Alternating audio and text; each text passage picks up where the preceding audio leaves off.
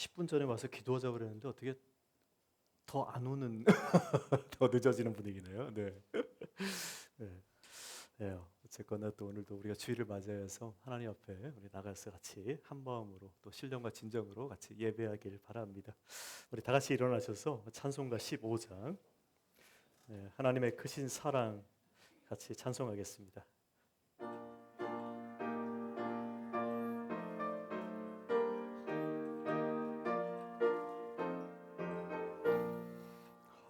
하나님의 크신 사랑 하늘에서 내리사 우리 맘에 항상 계셔 온전하게 하소서. 우리 주는 자비하사 사랑 무한하시니 두려워서 떠는 자를 구원하여 주소서.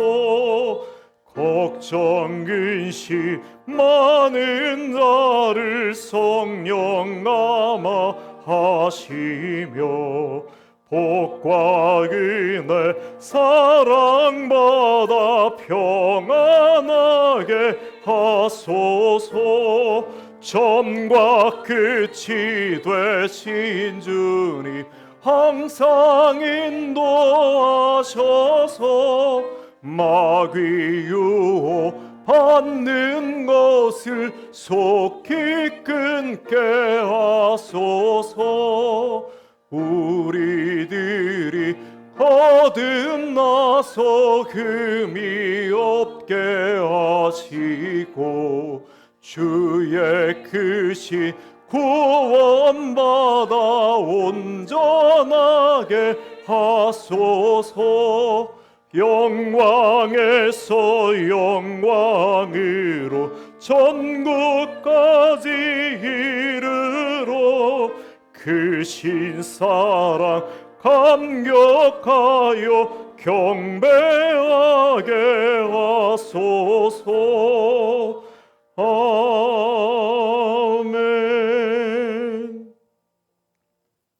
십자가의 도가 멸망하는 자들에게는 미련한 것이요 구원을 받는 우리에게는 하나님의 능력이라. 거룩하고 신실하신 하나님 아버지, 지나간 한 주간도 세상의 유혹과 분주한 삶 속에서 저희의 생명과 발걸음들을 인도하여 주시고 지켜주시니 감사드립니다. 오늘 주님의 날에 구원받은 백성들이 한자리에 모여 예배하게 하시니 또한 감사와 찬양과 영광을 하나님께 올려드립니다. 하나님, 오늘 우리가 바울의 십자가의 능력에 대해서 말씀하는 이 말씀을 기억하고 다시 한번 감사드립니다. 세상은 십자가를 미련하고 약한 것으로 여겨 멸시하지만 구원을 받은 우리에게 이 십자가의 도가 우리를 죄와 사망에서 건져내시는 가장 위대한 하나님의 능력임을 이 시간 고백합니다. 세상의 지혜가 도무지 깨달을 수 없었던 하나님 아버지의 영원한 지혜와 의로움이 오직 그리스도의 십자가에 온전히 나타났음을 저희가 믿고 고백합니다. 하나님, 스스로 의로울 수 없던 우리를 위해 독생자를 속죄물로 내어주신 그 비할 데 없는 사랑 앞에 오늘 이 시간 우리가 마음을 찢고 회개하며 감사함으로 엎드리며 예배하게 하여 주시옵소서. 하나님 아버지, 오늘 올려드리는 이 예배를 통해 십자가의 은혜가 우리 심령 가운데 다시금 뜨겁게 회복되게 하여 주시며 세상의 가치관과 자랑을 내려놓고 오직 그리스도의 십자가만을 자랑하는 거룩한 예배자 되게 하여 주시옵소서. 감사드리며 예수 그리스도 이름으로 기도드립니다. 아멘.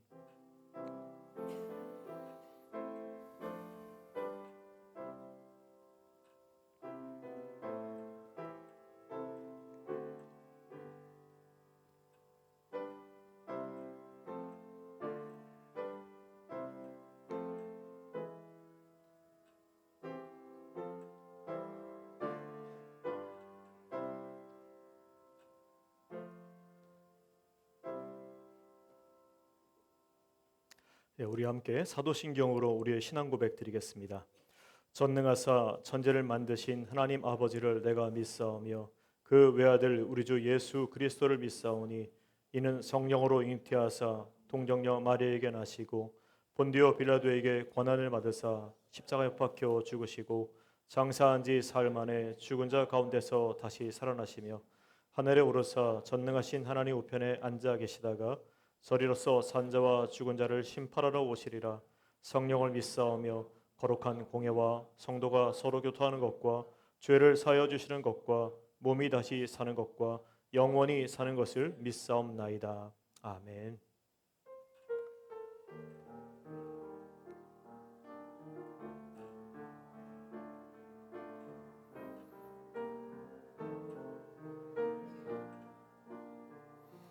우리 주 하나님 큰 영광과 존귀를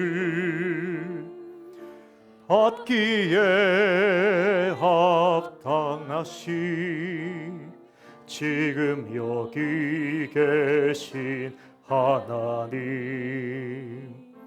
온 천지 만물을 지으시고 다스리는 큰 권능과 능력으로 주의 말씀 이루시리.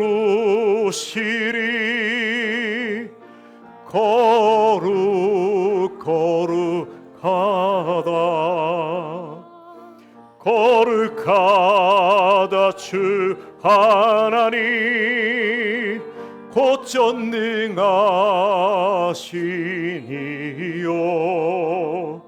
하나님 나라 임하네. 주임제하실 때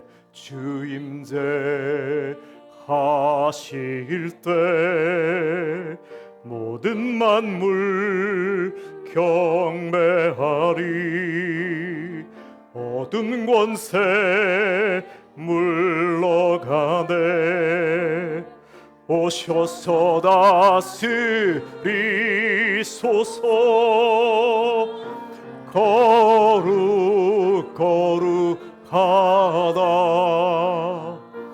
거룩하다 주 하나님 곧 전능하시니요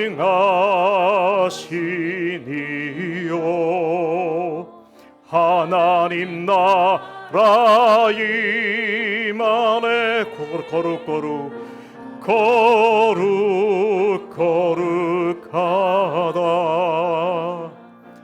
거룩하다 주 하나님 곧 전능하시니요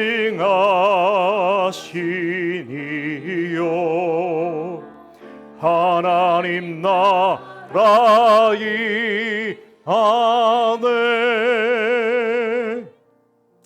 아멘. 우리 함께 감사 고백 드리겠습니다. 사랑의 하나님 아버지, 죄로 인해 죽었던 우리를 독생자 예수 그리스도의 보혈로 대속하시고 영생의 선물을 주심을 감사드립니다. 전해된 우리가 오늘 거룩한 주일에 함께 모여 기쁨과 감사로 드리는 예배를 받으소서. 그러나 지난 한 주간 온전히 하나님의 말씀대로 빛되는 삶을 살지 못한 죄를 고백하고 회개하오니 긍휼히 여기시고 용서하소서. 말씀과 성령 안에서 성숙한 그리스도인이 되어 예배와 전도를 통해 열매 가득한 교회가 되게 하소서. 우리 구주 예수 그리스도의 이름으로 기도드립니다. 아멘.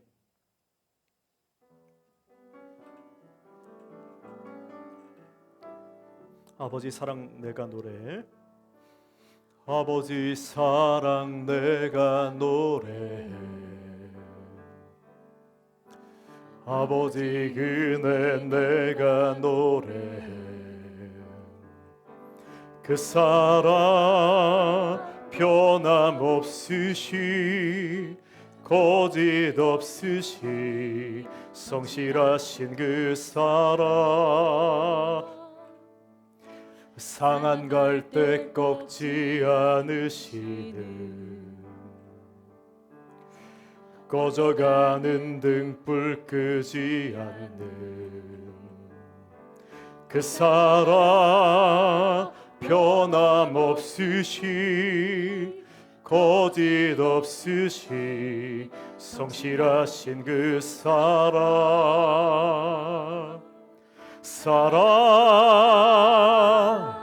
그 사랑 날 위해 죽으시 날 위해 다시 사시 예수 그리스도 다시 오실 그 사랑 죽음도 생명도 천사도 하늘의 어떤 권세도 끊을 수 없는 영원한 그 사랑 예수 아버지 사랑 내가 노래해 아버지 사랑 내가 노래해 아버지 은혜 내가 노래해 그 사랑 변함없으시 거짓 없으시 성실하신 그 사랑 그 사랑 그 사랑 날 위해 죽으시 날 위해 다시 사시 예수 그리스도 다시 오실 그 사랑 죽음도 생명도 천사도 하늘의 어떤 권세도 끊을 수 없는 영원한 그 사랑 예수 아멘. 네, 우리 자리에 앉으시겠습니다.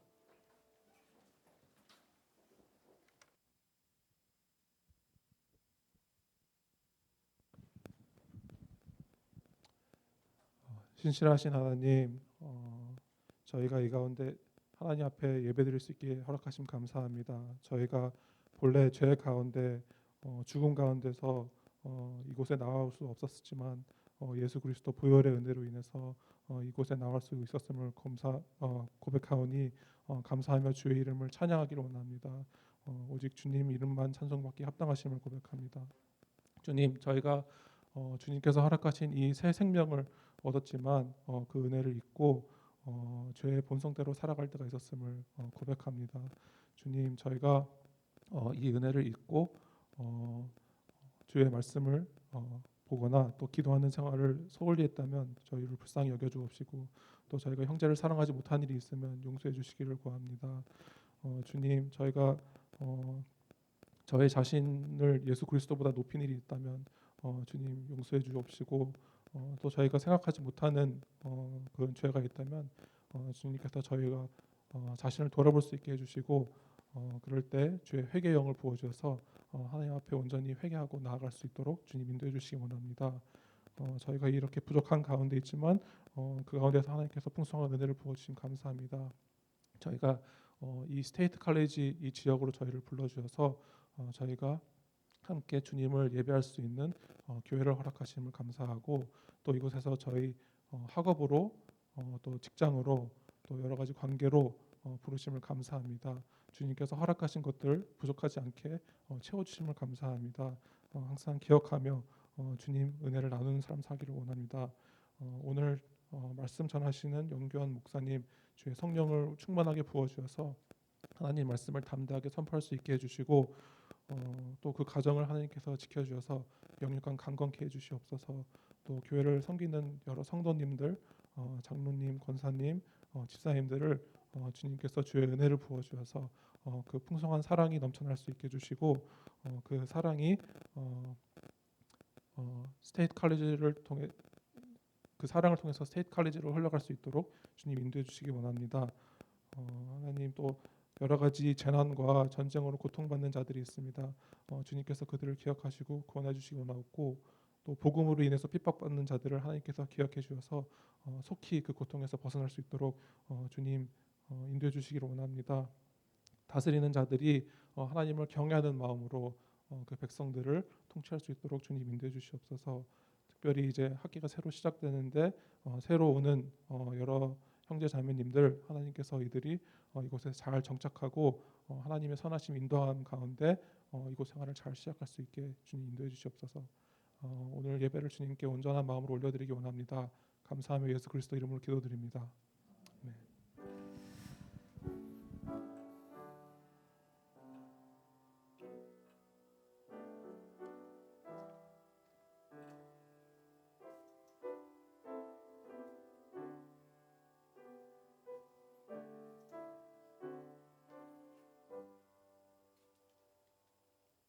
네, 우리 다 같이 일어나셔서 봉헌하겠습니다.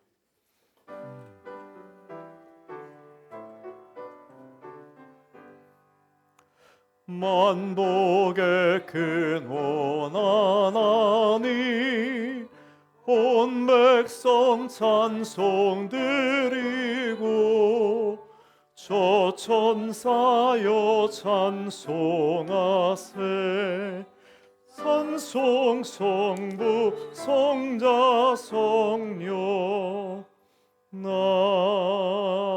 아멘. 사랑과 은혜가 풍성하신 하나님 아버지, 십자가의 도를 통해 아무 자격 없는 저희에게 구원의 길을 열어주시고 주님의 자녀라는 영광스러운 신분을 주심에 감사드립니다. 오늘 우리가 가진 모든 소유와 생명이 오직 하나님께로부터 왔음을 고백하며 그 은혜에 감사하는 마음으로 정성껏 준비한 이 헌금을 드렸습니다. 하나님, 십자가에서 나타난 하나님의 그 위대한 사랑과 의로움이 단지 우리의 머릿속 기억으로만 머물지 않게 하여 주시옵소서. 오늘 드려지는 이 헌금이 오늘을 살아가는 우리의 삶 속에서 십자가의 사랑을 구체적으로 드러내는, 실천하는 거룩한 도구가 되게 하여 주시옵소서. 하나님, 특별히 또 기도하오니 예물이 쓰이는 곳마다 하나님의 교회가 세상에 약하고 소외된 이웃을 보듬는 이웃사랑의 통로가 되게 하여 주시옵소서. 굶주린 자에게 정말 빵을 전하고 또 외로운 자에게 주님의 온기를 전하며 십자가의 겸손과 섬김으로 이 땅을 치유하는 스테디 칼리지 한인교회 되게 하여 주시옵소서. 또한 아직도 십자가의 진리를 알지 못하고 세상의 헛된 것을 쫓아 살아가는 수많은 이 멸망의 길 위에 선 이들에게 드려지는 이 헌금과 성도들의 사랑의 손길들을 통하여 이 복음을 전하는 하나님, 또 이 전도와 선교의 마중물이 되게 하여 주시옵소서. 교회가 세상의 지혜나 자랑을 전하는 것이 아니라 오직 생명을 살리는 십자가의 능력을 담대히 전하기를 소원하며, 또 드린 손길마다 하나님의 지혜와 복을 더하여 주시고 그들의 일터와 가정 속에서 십자가의 의로움과 사랑이 매일의 열매로 맺어지기를 소원하며 예수 그리스도의 이름으로 기도드렸습니다. 아멘. 네, 자리에 앉으시겠습니다. 반갑습니다. 우리 서로 인사할까요? 네, 사랑합니다. 축복합니다. 네. 네, 사실 이번 한 주간 내내 고린도 전서를 저희 새벽 시간에 묵상하면서 십자가의 도에 대해서 계속 생각했는데, 오늘 이 시간에도 십자가의 도가 여러분 마음 가운데 새겨지길 바랍니다. 그래서 우리 같이 인사 이렇게 했으면 좋겠어요. 예, 십자가의 도를 따라 살길 바랍니다. 예, 네. 마지막 인사할까요? I see God in you. in you. 예.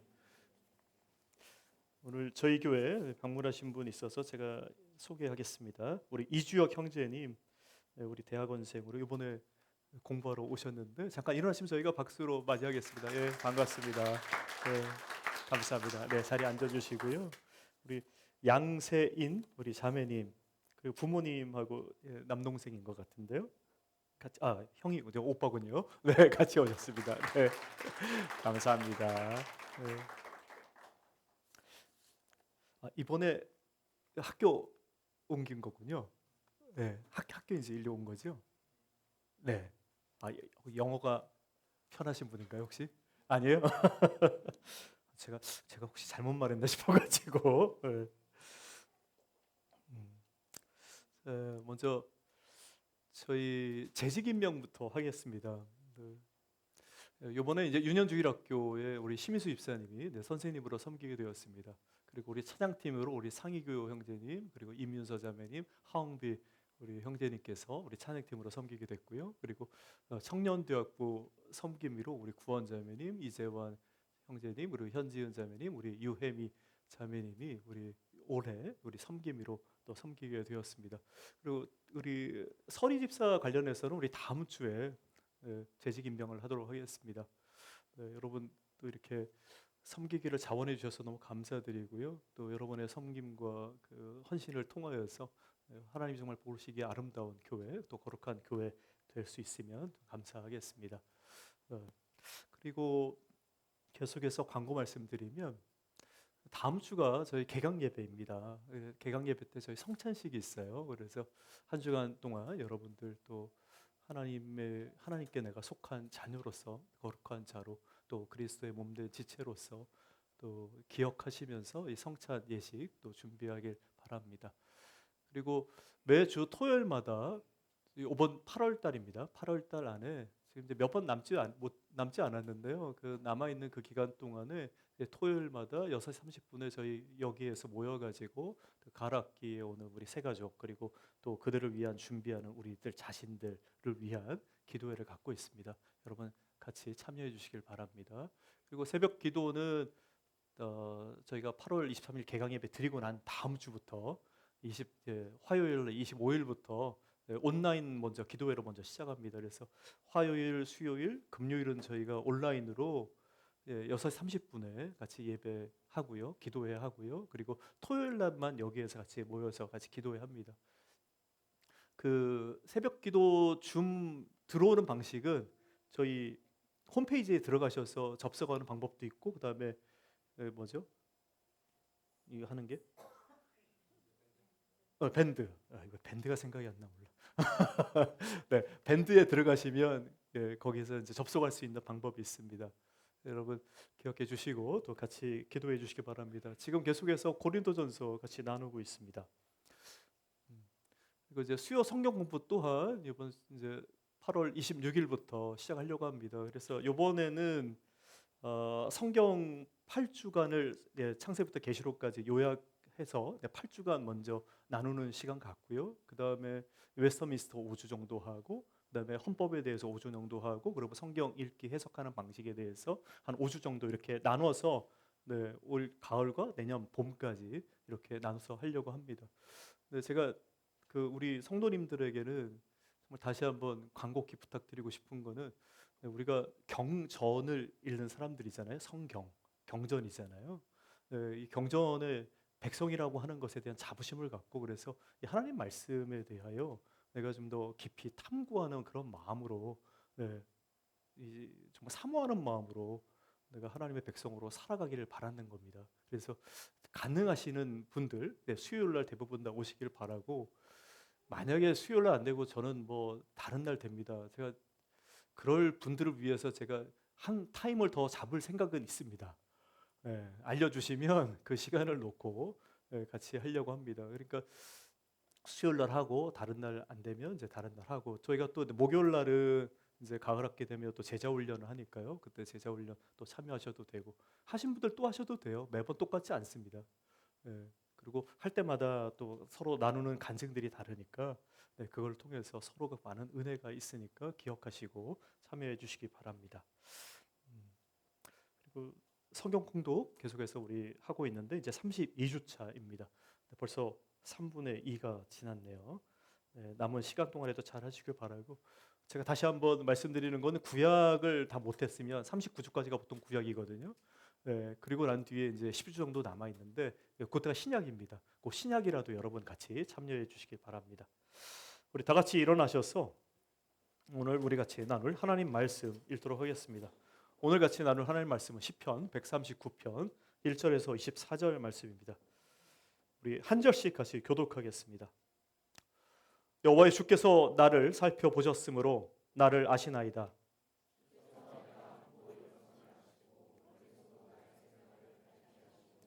나의 모든 길과 내가 눕는 것을 살펴보셨으므로 나의 모든 생각을 익히 아시오니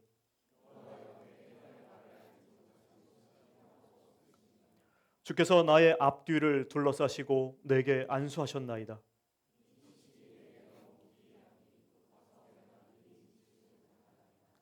내가 주의 영을 떠나 어디로 가며 주의 앞에서 어디로 피하리이까?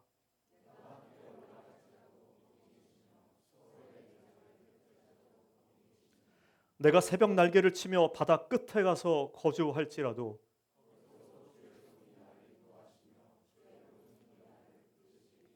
내가 혹시 말하기를 흑암이 반드시 나를 덮고 나를 두른 빛은 밤이 되리라 할지라도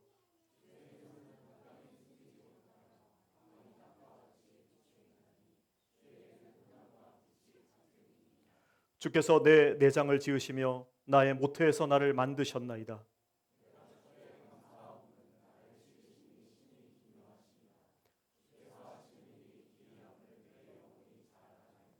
내가 은밀한 데서 지음을 받고 땅의 깊은 곳에서 기이하게 지음을 받은 때에 나의 형체가 주의 앞에 숨겨지지 못하였나이다.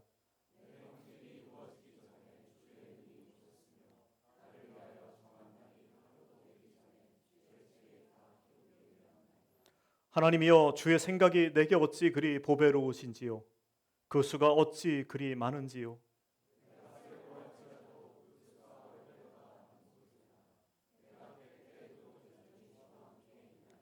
하나님이여, 주께서 반드시 악인을 죽이시리이다. 피 흘리기를 즐기는 자들아, 나를 떠날지어다.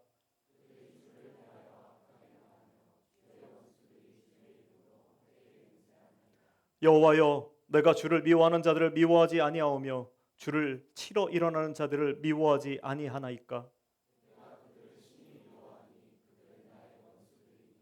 하나님이여, 나를 살피사 내 마음을 아시며 나를 시험하사 내 뜻을 아옵소서.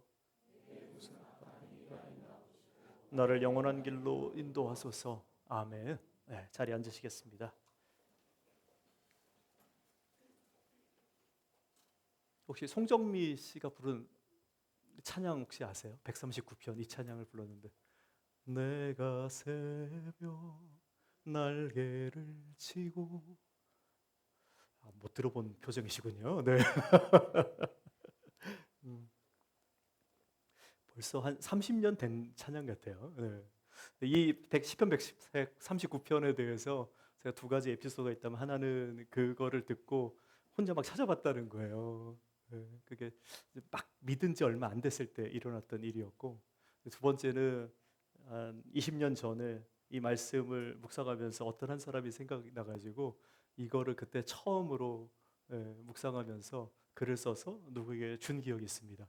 그때 굉장히 큰 은혜가 있었던 그런 시간이 있었는데, 오늘 20년 만에 이 말씀을 공개적으로 처음으로 전하는 시간입니다. 네. 여러분 혹시 139편 읽으면서 여러분은 어떤 마음이 드셨습니까? 오늘 이 시편을 읽으면서 그냥 짧은 하나의 시지만, 짧진 않나요? 긴가요? 네. 좀 긴 시지만, 네. 어떤 생각이 들었나요? 저는 이 시를 읽을 때마다 드는 생각은 내 아버지가 누구인가에 대한 궁금증, 그리고 그분이 어떤 분이시길래 나를 이렇게 사랑하고 나를 붙드시고 함께 하시기로 그렇게 하시는가에 대한 너무 감사함이에요, 사실. 이 시를 읽으면 읽을수록 그 생각이 너무 많이 납니다. 내가 하나님 앞에 설 때의 나의 모습은 어떤가? 하나님 나를 어떤 분이시기에 나를 이렇게 받아들여 주시고 나를 붙들고 계시는가? 왜 그러면 내가 다른 사람 앞에 설 때에 긴장할 수밖에 없습니다. 다른 사람과 이야기할 때 내 삶을 자꾸 돌아볼 수밖에 없고, 내가 지금 바르게 하고 있는가, 혹시 실수하는 건 있는가는 어떤 그런 불안과 긴장 같은 게 있을 수 있거든요. 근데 제가 하나님 앞에 설 때는 그러한 마음이 없는 거예요. 나의 연약함 그대로를 하나님께 드러내도 하나님이 나를 그대로 받아주시고 나를 위로하시고, 또 부족한 내 자신이지만 부족한 그대로를 하나님이 나를 자신의 자녀 삼아 주셨다고 하는 큰 은혜를 경험하기 때문입니다. 근데 이게 사실 자녀가 부모 앞에 섰을 때 가져야 되는 마음이잖아요. 부모가 자녀를 품어주지 않으면 자녀가 어디 가서 자신의 연약함과 힘든 것, 괴로움과 고통, 그걸 어떻게 이야기하겠어요. 근데 뭐 아시다시피 자녀를 낳아서 키운 부모님들 여기 계시긴 하지만, 또 이게 자녀들도 있지만, 근데 지금 방금 이야기했던 내가 정말 힘들고 괴롭고 막 어려워 있을 때 내 부모에게 이야기하면 우리 자녀들이 온전히 그걸 다 받아들여지고 내가 그 가운데 나의 존엄을 느끼게 되고 내가 사랑받는다는 이런 느낌을 우리 자녀가 갖고 있나요? 우리 자녀들한테 물어봐야 되겠네. 사실 이게 굉장히 어려운 일입니다. 마찬가지로 부모가 자녀들을 그렇게 온전히 받아들이고 내가 사랑한다는 게 굉장히 어려운 일입니다. 그렇죠? 그러나 하나님은 우리가 그러한 어려운 가운데, 내 연약한 가운데, 죄 가운데 나아갈 때 하나님은 우리 인간 부모처럼 그렇게 하지 않으시고 온전한 아버지로서 우리를 받아들여 주신다는 것에 있습니다. 네, 그게 하나님이세요. 오늘 이 시편에 다윗이 고백했던 그 하나님이 그런 하나님입니다. 오늘 이 시편을 통해서 여러분들이 그 하나님을 정말 만나길 바라고, 그 하나님의 오늘 이야기했던 나를 어떻게 아시는지, 그리고 하나님이 어떤 상황 가운데 나와 함께 하시는지, 그리고 이 세상을 창조하기 전에 나를 창조하신 하나님이 나를 어떻게 만드시고 계획하시고 이끌고 가시는지, 그 하나님 여러분 만나길 바랍니다. 그리고 마지막에 고백하듯이 하나님의 의로운 그 공동체 안에서 하나님을 미워하고 하나님 믿는 자들을, 그리고 하나님의 정의와 공의가 있는, 하나님의 사랑이 있는데 그걸 행하지 않는 그 삶의 모습이 아니라 그 삶, 정말 하나님이 원하시는 정의와 사랑, 공의, 이거를 이뤄가는 여러분들 되기를 바랍니다. 오늘 시편이 그걸 우리에게 이야기하고 있습니다. 어떤 하나님을 이야기하는가? 여러분들에게 하나님이 어떤 존재로 있는가? 여러분, 이 이슈가 왜 중요할까요? 하나님이 어떤 분인지 내가 아는 게 왜 중요할까? 왜 하나님이 여러분에게 어떤 하나님으로 존재하는 게 중요하죠? 다른 게 아니라 그거는 창세기 1장에서 하나님이 우리를 창조하실 때 우리를 하나님의 형상이라고 만들었어요. 형상으로 창조하셨다 이렇게 말씀하고 있습니다. 우리가 하나님의 형상으로 지어진 자들이잖아요. 하나님 형상으로.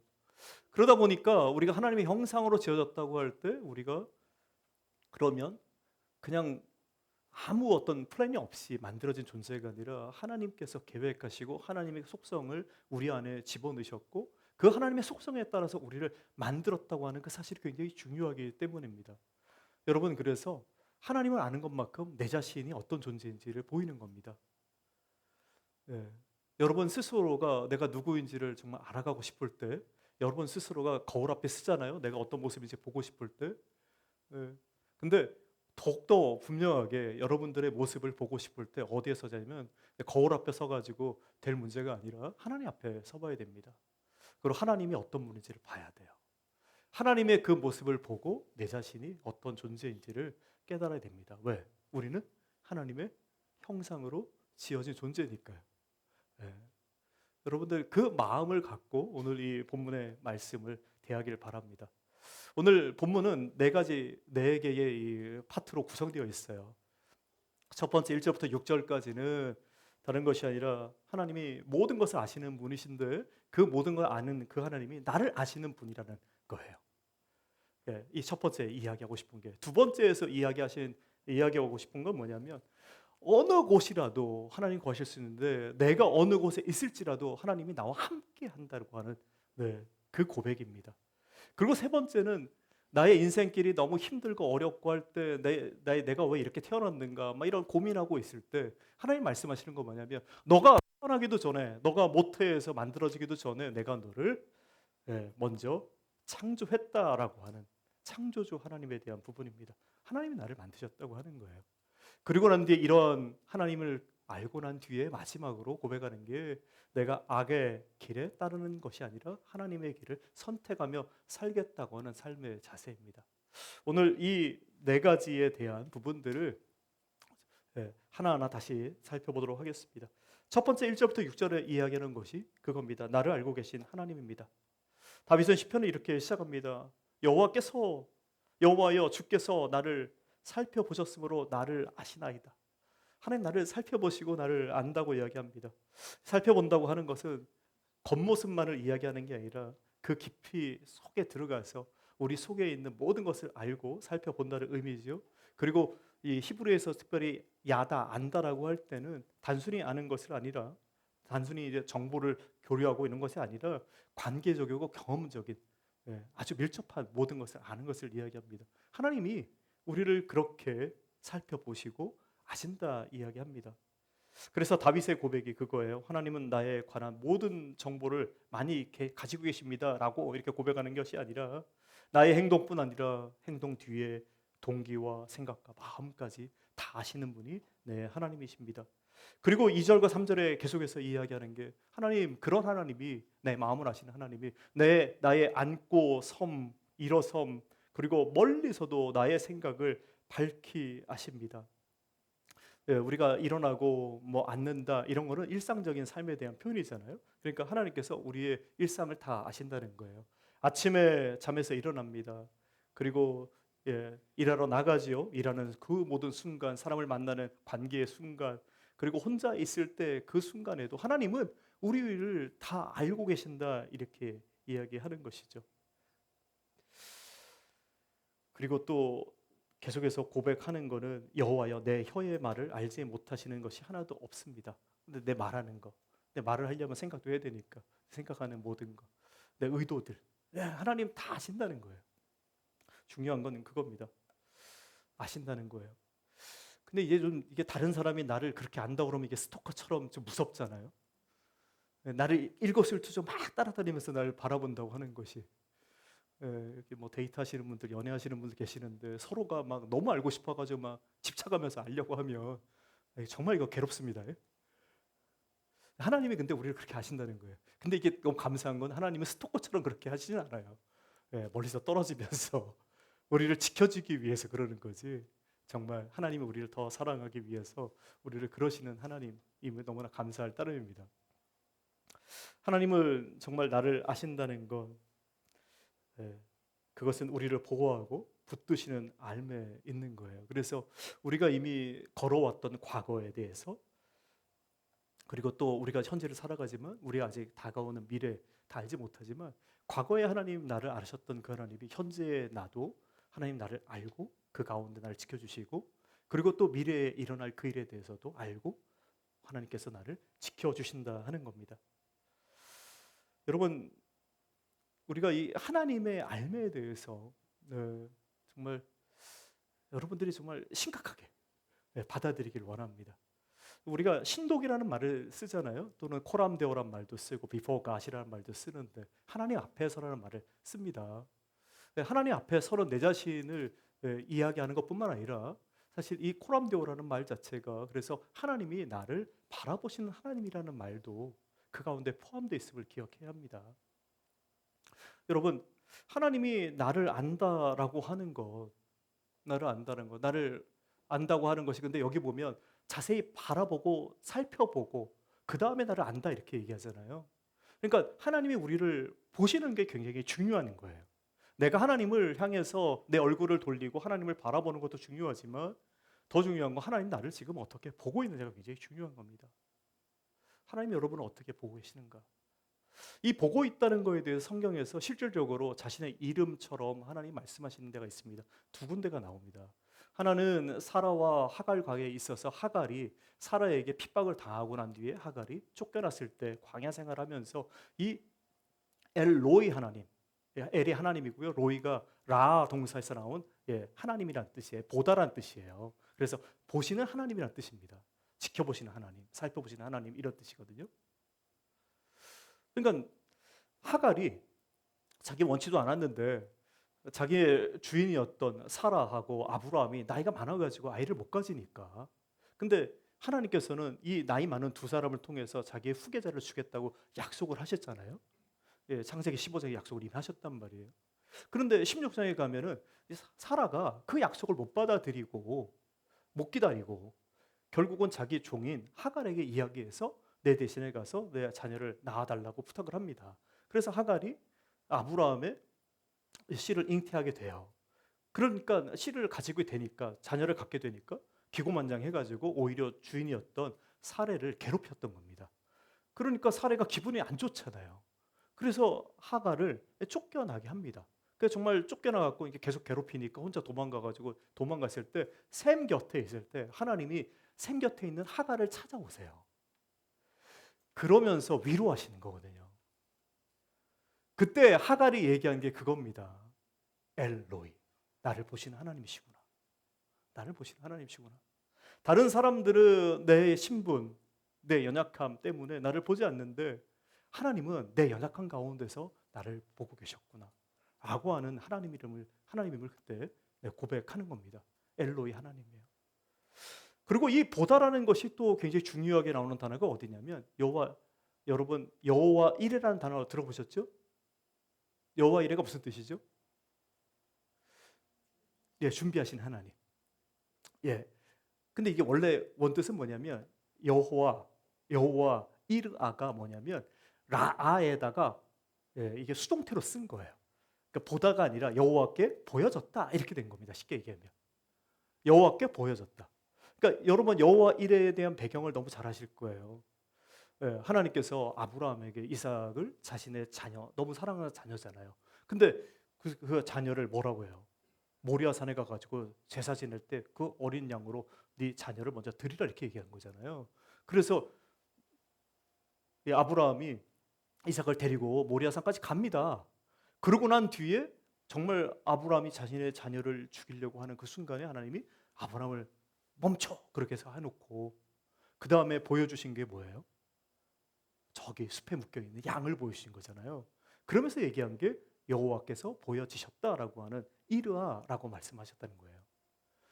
여러분 생각해 보십시오. 하나님께서 보신다고 하는 거는 그래서 하갈에게 나타났을 때처럼 아무도 보지 않을 때 내가 너를 주목하여 보고 정말 보호하기 위해서 주목하여 본다는 뜻이고요.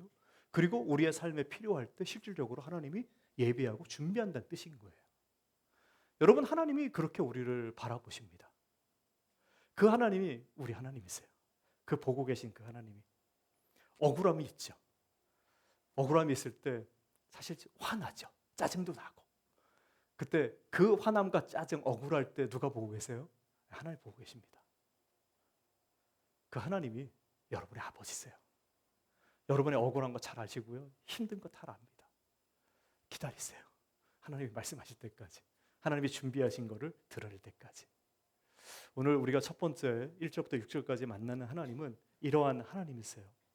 이러한 하나님을 경험했던 다윗입니다. 그러니까 다윗이 그렇게 이야기하는 겁니다.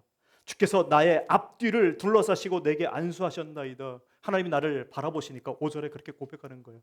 나를 둘러싸시고 나를 보시고 나를 안수하시듯이 하나님 나를 그렇게 보고 계십니다. 그리고 6절에 이 사실, 이 지식을 내가 알고 있는 것이 내게 너무 기이하니 높아서 내가 능히 미치지 못하겠습니다. 이렇게 고백하는 거예요. 여러분 이 지식을 갖기를 원합니다. 이 경험을 갖기를 원해요. 하나님과의 관계. 하나님이 나를 바라보시고 나를 아시고 나를 보호하시고 나를 이끌어 가신 하나님이시구나. 네. 오늘 이 시간 하나님 이런 하나님임을 알고 우리가 간접 지식을 먼저 경험하고 그리고 이것이 여러분의 삶에서 직접적으로 연결되는 지식이 되길 바랍니다. 두 번째는 어떤 하나님을 얘기하냐면 7절부터 12절에 이야기하는 나와 함께 하신 하나님입니다. 내가 주의 영을 떠나 어디로 가며 주의 존전을 떠나 어디로 피하겠습니까? 다윗의 질문이 이겁니다. 하나님 안 계신 곳이 어디 있는지 내가 한번 확인해 봐도 되겠습니까?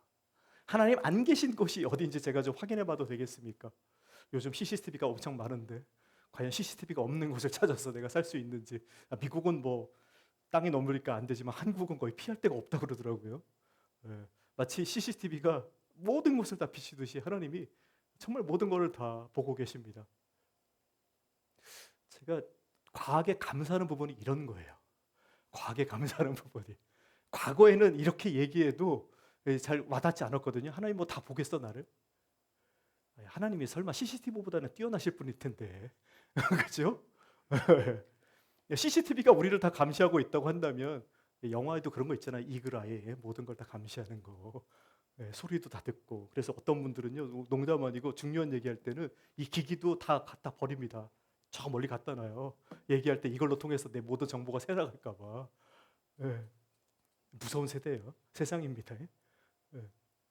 근데 하나님이 그보다 더 정확하게 어디든지 계시면서 모든 것을 알고 계신다는 사실입니다. 오늘 바울이 그렇게 고백합니다. 하나님 안 계신 곳이 어디입니까? 안 계신 곳이 어디입니까? 하나님 안 계신 곳이 어디지요?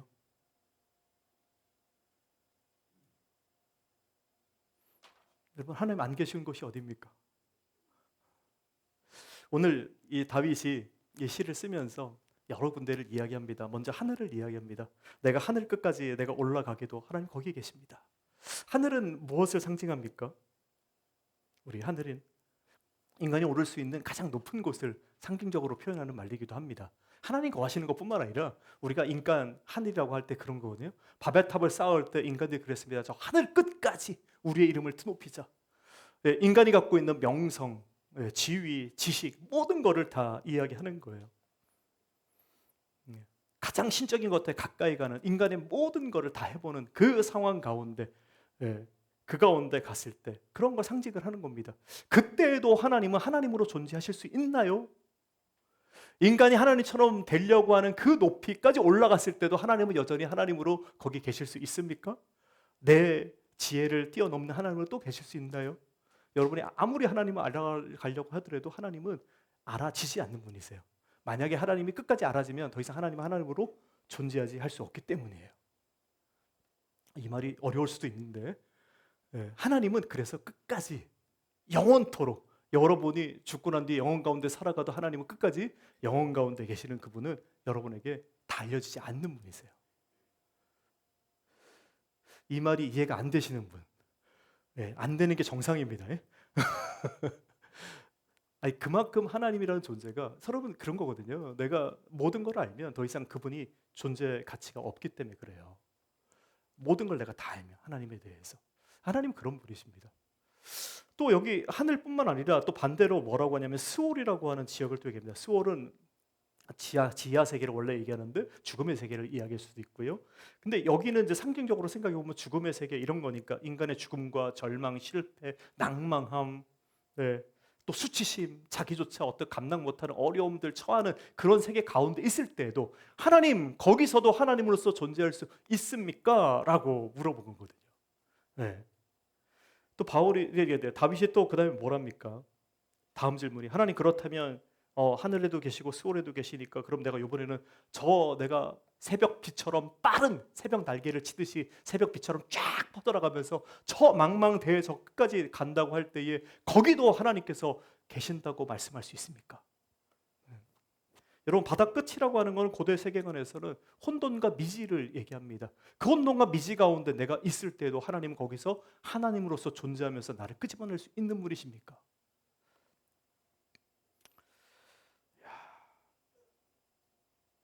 바다가 의미하는 그 혼돈과 미지, 통제불능의 상황, 도피와 방람.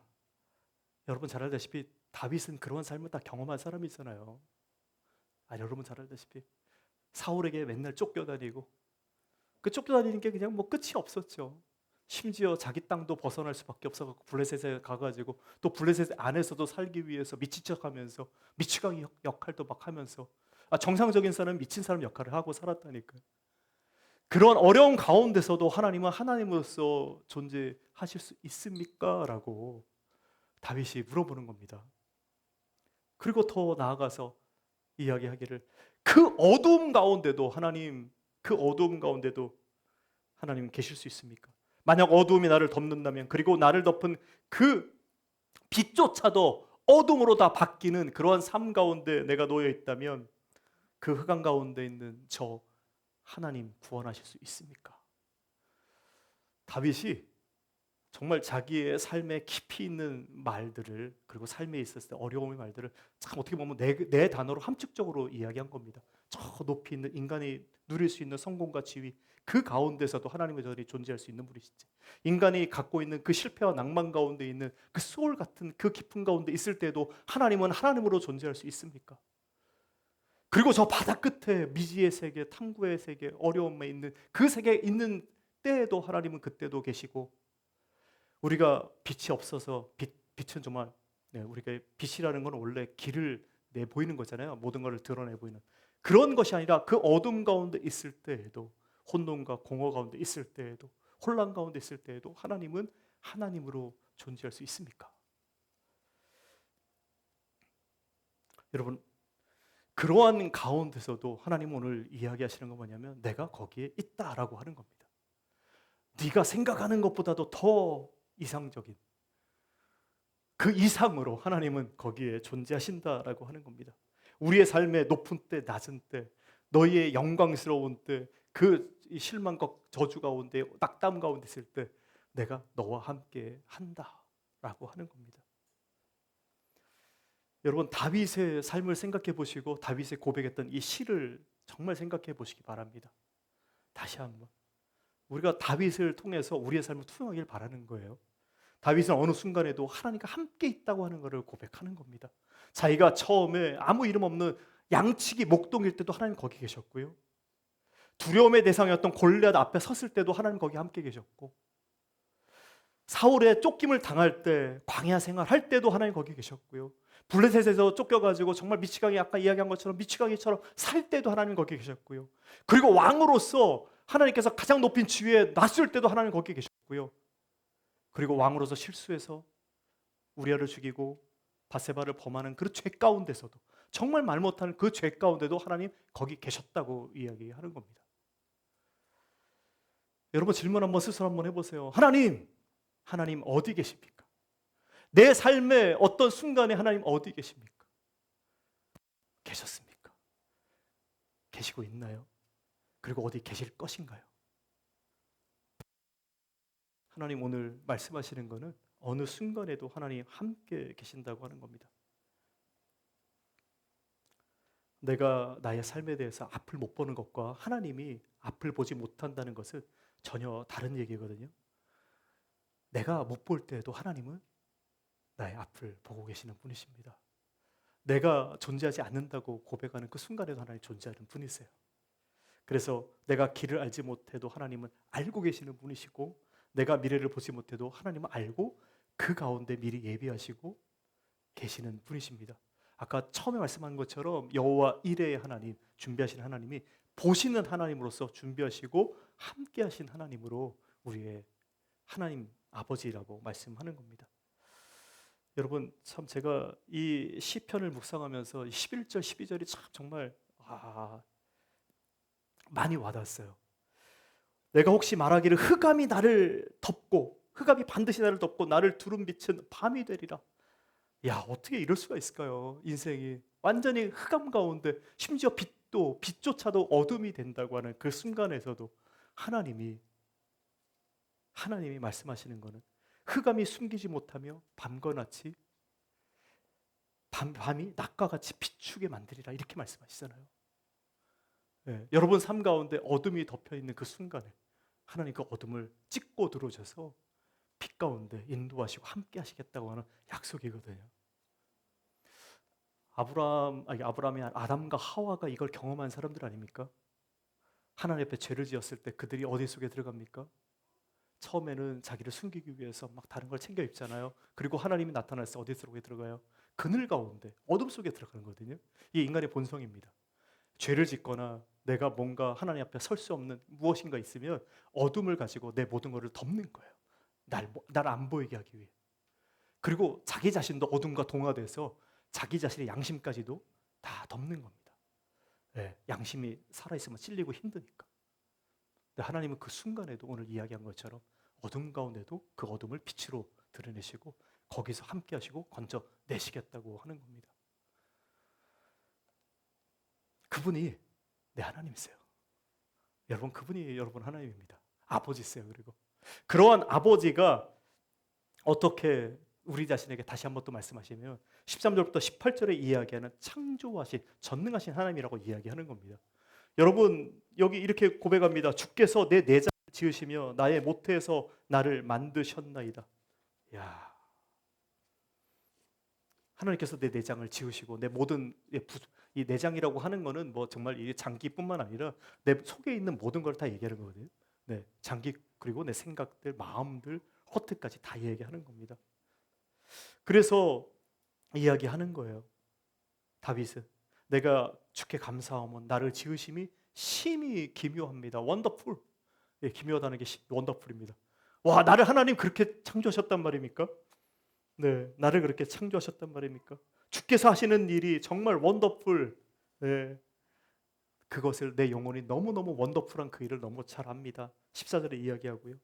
그러고 난 뒤에 어떻게 지음받았는지에 대해서 이렇게 얘기합니다. 15절에 내가 은밀한 데서 지음을 받고 땅의 깊은 곳에서 기이하게 지음을 받은 때에 나의 형체가 주의 앞에 숨겨지지 못하였나이다. 여러분, 우리가 하나님으로부터 지음받은 존재입니다. 이 세상 사람들이 이거 자꾸 잊어버려가지고 우리가 뭐 어떤 철학자들은 우리는 세상에 던져진 존재다, 우리 근본 없이 살아가는 존재다 이렇게 이야기하시는데 글쎄 좀 그런 얘기 안 했으면 좋겠어요. 제 입장에서는. 근데 우리는 믿는 사람들이기도 하지만 우리는 근원을 갖고 있는 존재라는 거예요. 우리가 어디서부터 남았는가에 대한 근원을 갖고 있는 존재입니다. 사실 우리를 지으신 분 창조주 하나님을 만나기 전에만 해도 그렇게 이야기할 수 있습니다. 우리의 인생의 기원이 무엇이지? 그래서 그거를 최대한 과학적으로 이해해 보려고 하는 것이 어떻게 보면 진화론이에요. 왜 그렇게밖에 이해할 수 없을까요? 인간은 원인과 결과를 따져서 그 과정을 살펴보면서 내가 답을 도출하려고 하는 것이 본성이잖아요. 근데 그걸로 생각해 보면 가장 근접한 게 진화론이에요. 이게 제가 얘기한 게 아닙니다. 이게 유시민 씨가 얘기한 거예요. 유시민 씨가 자기가 왜 진화론을 받아들이는가 할 때 자기가 고민해 보면서 그런 얘기를 했다는 거예요. 내가 가지고 있던 최대한 논리, 이 수리를 다 펼쳐봐도 내가 생각할 수 있는 범위 내에서 나의 존재의 근원을 살펴볼 수 있다고 한다면 이 진화론적으로밖에 나는 접근할 수 없다라고 그렇게 고백을 한 거예요. 저는 그거를 좀 비틀길 원합니다. 우리가 인과관계 속에서만 온전히 살아가지 않는 존재이기 때문에 여러분들이 창조의 순간을 본 적이 있습니까? 여러분 태어나기 전에 인생을 본 적이 있어요? 없잖아요, 그죠? 그러면 우리가 좀 겸손할 필요가 있는 거잖아요. 내가 보지 못하고 깨닫지 못하는 거가 분명히 존재한다라고 하는 거에 대해서. 그렇죠? 그렇기 때문에 내가 정말 확정적인 과학적 진리도 있겠지만 내 삶에 대한 근원이나 기원 이런 거를 생각할 때는 확정적으로 얘기할 수 없다는 거죠. 제가 오늘 이 말씀을 통해 다시 한번 여러분에게 권면하고 싶은 건 뭐냐면 여러분의 기원이 어디에 있는지를 알아야 된다는 겁니다. 하나님이 여러분을 만드신 거예요. 여러분 태어날 때 엄마 아빠를 통해서 내가 나왔지만 그 엄마 아빠를 통해서 만들기 위해서 하나님이 이미 목적과 계획을 다 갖고 이 일을 행하셨다는 것을 여러분 확정적으로 아시기 바랍니다. 네. 여러분 우리 인생이 어디에서 시작되고 어디로 가는지 누가 알고 있는가? 어디서 시작하고 어디로 가는지 누가 알고 있는가? 이게 사실 종교의 화두잖아요. 근데 기독교는 이거에 대해서 확증적으로 얘기하는 겁니다. 여러분 어디서 출발했습니까? 여러분 입으로 한번 고백하길 바랍니다. 여러분 시작은 어디예요? 부모님이요 이러면 안 돼요. 물론 하나님 아버지 내 부모님입니다 이러면 괜찮은데 다시 한번 여러분 어디서 출발했습니까? 하나님부터. 그러면 여러분 끝이 어디입니까? 가셔야 되는 끝이 하나님이에요. 어거스틴이 고백을 했습니다. 우리는 하나님으로부터 창조되었기 때문에 우리의 삶에 대한 평안을 온전히 얻기 위해서 온전한 하나님이신 그분에게 갈 때까지는 우리는 평안을 얻을 수 없다 이렇게 고백했어요. 자기의 참회록에서. 여러분 우리의 삶이 처음에 하나님부터 시작했고요. 이 불안과 공허 그리고 애매모호함, 앰비규어티한 그 삶 가운데 우리가 이 삶을 살아갑니다. 그리고 이 모든 것이 확정적으로 끝나는 것이 하나님께 돌아갈 때 그 순간이거든요. 여러분 그래서 여러분이 하나님부터 출발해서 하나님으로 끝나는 인생 되길 바랍니다. 중간에 하나님 나는 믿습니다 해놓고 갑자기 딴 길로 가지 않길 바라요. 제가 우리 교회의 특성이 수많은 다른 교회 섬기다가 오신 분들이 많잖아요. 그리고 방황하다 오신 분들도 많고 이 교회 특성이 그렇습니다. 제가 만나서 들어보면 안타까운 거죠. 처음 출발은 잘했는데 왜 그렇게 됐을까? 그러지 않길 바라고요. 그래서 온전히 하나님으로부터 출발했던 그 인생이 하나님께로 맞춰지기를 바랍니다. 그러한 고백을 갖고 있는 이 다윗이 자꾸 바울이라고 그러네. 이 다윗이 자신의 형질이 어떻게 만들어지지 알고 난 뒤에 고백이 17절에 그겁니다. 하나님 주의 생각이 내게 어찌 그럼 정말 보배롭습니까? 이러한 생각을 내가 할 수 있다고 하는 것 자체가 얼마나 보배롭고 귀한지. 그리고 이 사실을 알면 알수록 하나님이 나를 창조하시고 나를 보시고 아시고 함께한다고 하는 그 사실을 알면 알수록 이 지식이 얼마나 귀한지를 이 다윗이 고백하는 겁니다. 정말 고백하는 겁니다. 여러분 한번 이렇게 생각해 보세요. 만약에 내가 나의 인생을 다 안다면 누가 여러분의 신이 될 수 있을까요? 만약에 나의 인생을 내가 다 안다면 누가 여러분의 신입니까? 하나님이 그때 필요합니까? 안 필요하죠. 그럼으로써 우리가 모른다는 것, 내가 인생을 다 알지 못한다는 게 얼마나 귀한지 모릅니다. 모른다고 너무 스트레스 받지 마세요. 모른다고 너무 스트레스 받지 마세요. 내 인생에 대해서 모른다고 다 너무 이렇게 힘들어 살지 마세요. 우리의 선조들 또한 똑같은 길을 다 걸었는데 그 선조들이 전도서 7장에 보면 뭐라고 이야기하고 있냐면 내가 기쁠 때는 하나님을 찬양하고 내가 곤고하고 어려울 때는 하나님께 기도합니다. 사실 거기는 생각합니다. 이렇게 써놨어요. 네. 여러분 하나님께서 내 인생을 빛처럼 분명히 다 드러날 때는 기쁨이 있으니까 그때는 찬양하는 겁니다. 그러나 내가 알지 못하는 길을 걸 때는 생각하고 하나님께 기도하는 겁니다. 이 두 가지를 계속 걷는 거예요. 그래서 내 모름이라는 그 과정을 계속해서 밟아가면서 하나님이 어떤 분인 줄 알고 내 연약함과 한계를 깨닫고 그리고 하나님을 전적으로 더 부여잡는 겁니다. 학업 과정에도 마찬가지고요. 삶에서 주어지는 모든 과정들이 다 이 과정을 겪는 겁니다. 그러한 하나님을 여러분이 알고 고백한다면 마지막으로 19절부터 24절에 이야기하는 이 이야기를 우리가 담대하게 이제 다윗처럼 선포할 수 있는 거죠. 악을 심판하시고 나를 영원한 길로 인도하시는 그 하나님을 내가 온전히 따르겠습니다라고 하는 겁니다. 다윗이 여기에 악한 자들의 특징을 이렇게 얘기합니다. 피를 흘리기 좋아하는 사람들, 또한 그들의 악한 의도를 가지고 다른 사람에게 접근해서 관계를 맺으려고 하는 사람들, 더 나아가 악한 자들은 하나님의 이름을 헛되게 여기는 자들이라고 얘기합니다. 피 흘리고 악한 의도를 갖고 있고 하나님의 이름을 불경건하게 사용하려고 하는 사람들을 악한 자들이라고 이야기합니다. 여러분, 근데 더 웃긴 건 뭐냐면 이게 참 웃기다기보다는 더 심각하게 받아들일 건 뭐냐면 이 악한 자들의 특징에 있어서 이들이 하나님을 모르느냐? 아니에요. 하나님을 알고 어떤 분인지 알지만 하나님이 말씀하는 정의와 사랑과 하나님이 갖고 있는 그 성품들을 외면하면서 사는 사람들이 악한 사람들입니다. 하나님을 아예 모르고 사는 사람들은 어떻게 구제할 수 있는 방법이 없습니다. 근데 지금 이야기하는 말은 뭐냐면 하나님을 알면서도 하나님의 뜻을 왜곡하고 살아가는 사람들을 얘기합니다.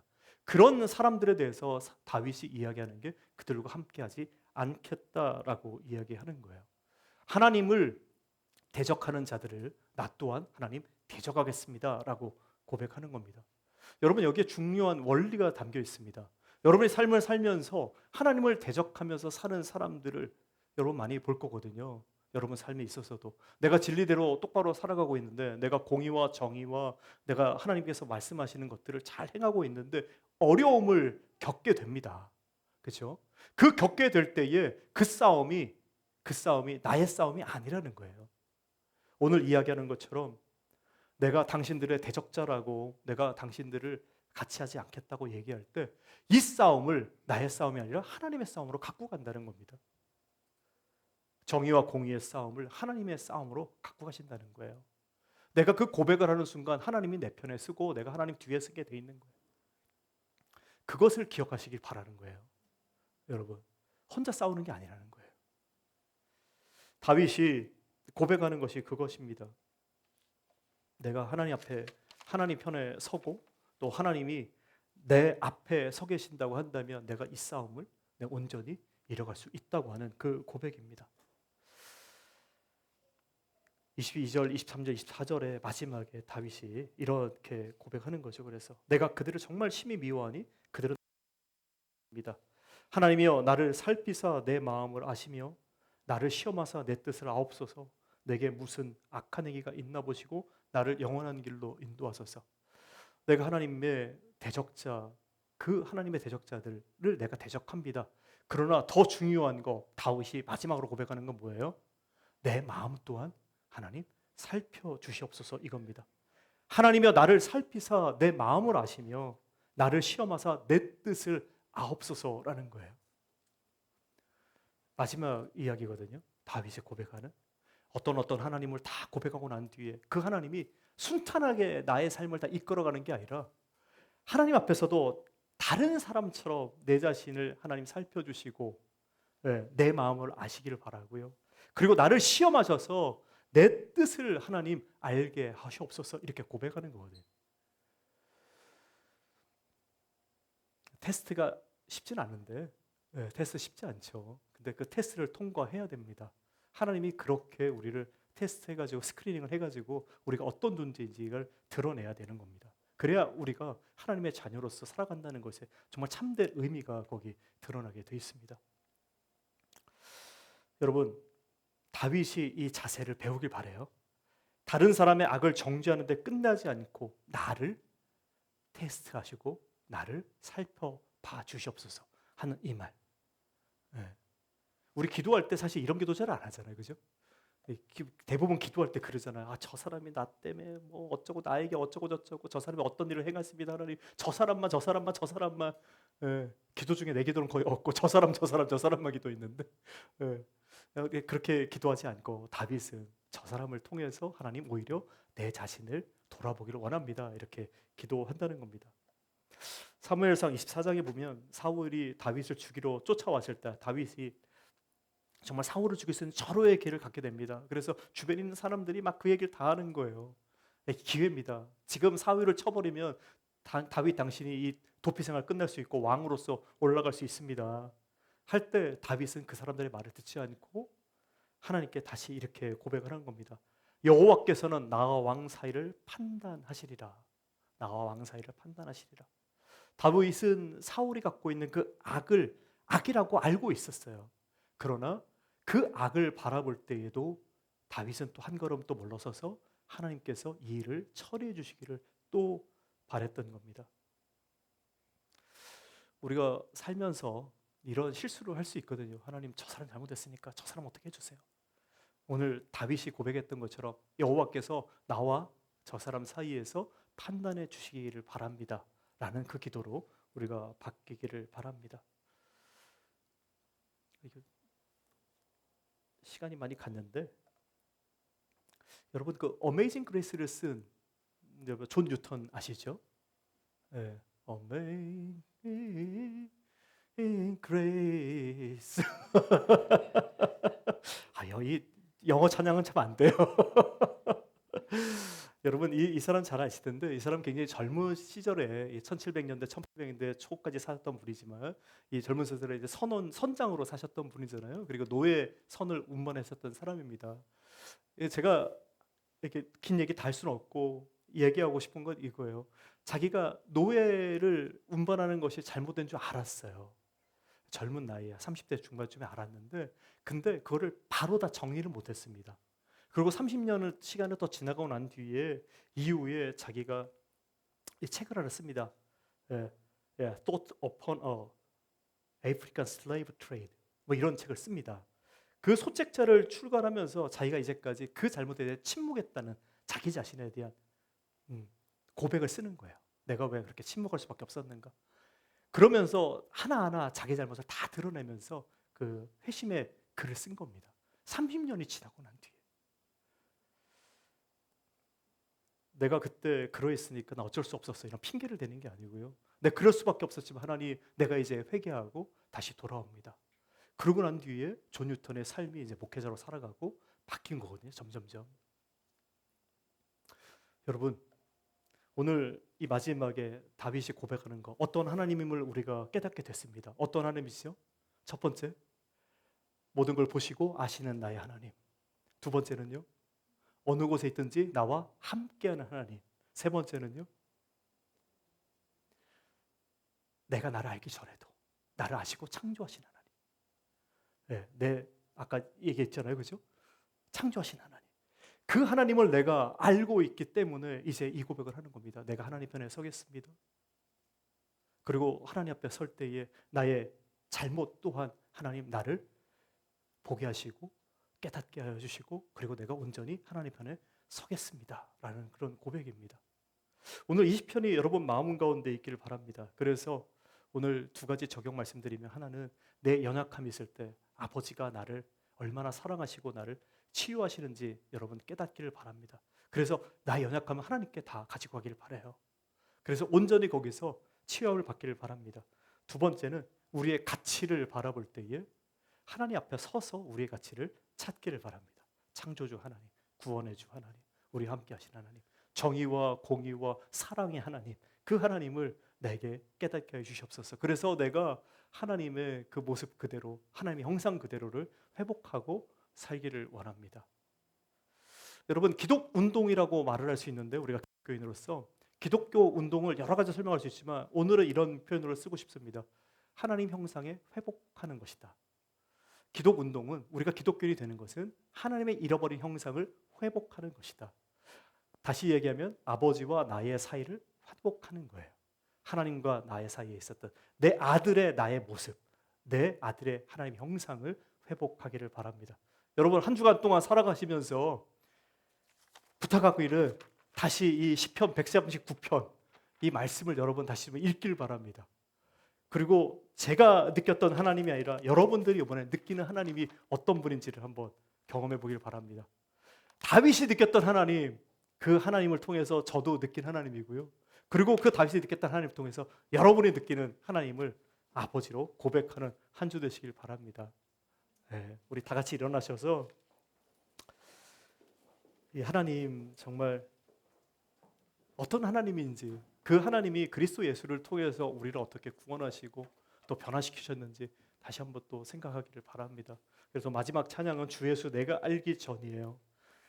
예수님, 내가 알기 전에 날 먼저 사랑하셨다. 크신 사랑을 나타내서 내 영혼을 거듭나게 하셨다라는 찬양의 고백입니다. 우리 같이 한번 찬양을 우리의 시당 고백으로 올려드리겠습니다.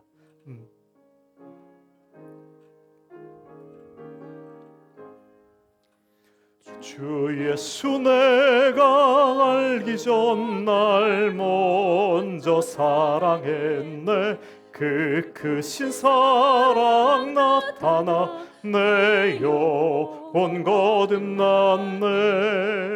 주 내 맘에 늘 계시고 나 주의 안에 있어. 저 포도 비유 같으니 참 좋은 나의 친구. 내 진실하신 친구여 그 은혜 내려주사 날 항상 보호하시고 내 방패 되옵소서. 그 풍성한 참 사랑을 네 능히 끊을 소냐. 날 구원하신 예수는 참 좋은 나의 친구. 아멘. 이제는 우리 주 예수 그리스도의 무한하신 사랑하심과 우리를 창세전에 작정하시고 예정하시고 구원하셔서 사랑하는 자녀로 삼아주시기 위해 기꺼이 자신의 사랑하는 아들을 주신 아버지 하나님의 놀라우신 은혜와 진리 되시는 성령 하나님의 함께하심이 이 세상을 창조하시고 내가 이 땅에 태어나기도 전부터 나를 아시고 나를 사랑하시고 나를 창조하시며 나와 함께하시는 하나님을 나의 아버지로 고백하며 또 그분의 거룩함과 의로움과 사랑과 공의를 닮아서 살아가기를 원하는, 그래서 온전히 하나님의 형상대로 이 땅 가운데 빛과 수고 역할 감당하기를 원하는 모든 성도들과 시티 칼리지 한인 교회 위에 영원토록 함께 있을지어다. 아멘.